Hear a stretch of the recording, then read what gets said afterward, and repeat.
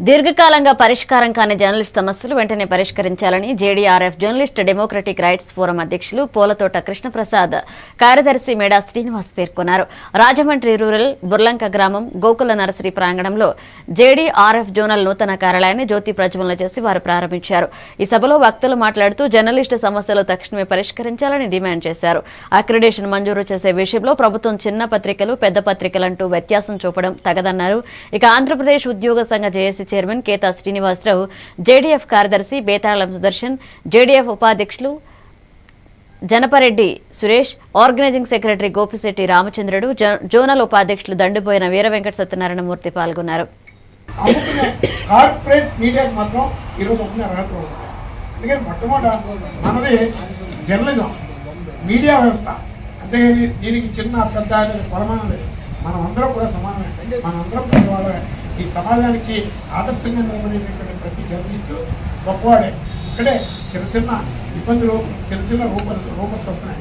ఎందుకంటే జర్నలిస్టులు తప్పు చేస్తున్నారో తెలియనటువంటి స్థితిలో ఈరోజు ప్రతి పోలీసు వారికి కూడా జర్నలిస్టు లోపైపోయాడు.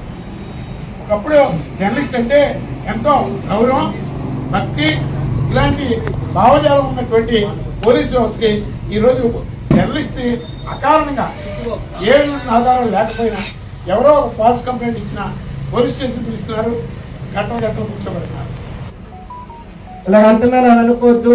ఏదైనా సరే డబ్బుల కోసం పనిచేస్తారు అని ఒక నానుడి ప్రజల్లోకి వెళ్ళిపోయింది. కానీ అది తప్పు.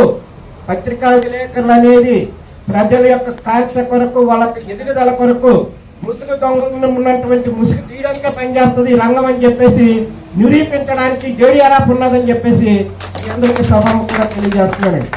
సోదరులు మాట్లాడారు అన్నగారు ఎన్నో ఇబ్బందులు ఎదుర్కొంటున్నారని. కానీ ప్రతి దానికి కూడా ముగ్గురుతో స్టార్ట్ చేసిన ఉద్యమం ఈ వేల వందలాది సంఖ్యలోకి వెళ్ళింది.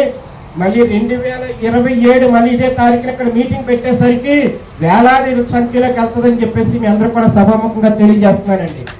శ్రీనివాస్ గారు, వై శ్రీనివాస్ గారు, డబ్బులు ఇచ్చుకుని తీసుకునే పత్రికలు వేసే రకం కాదు. నువ్వు లక్షలు కమ్ముకోవచ్చు, కోట్లు కమ్ముకోవచ్చు. ఎక్కడ తీసిన మొక్క అక్కడ పాతకపోతే తెల్లారినప్పటికి మొత్తం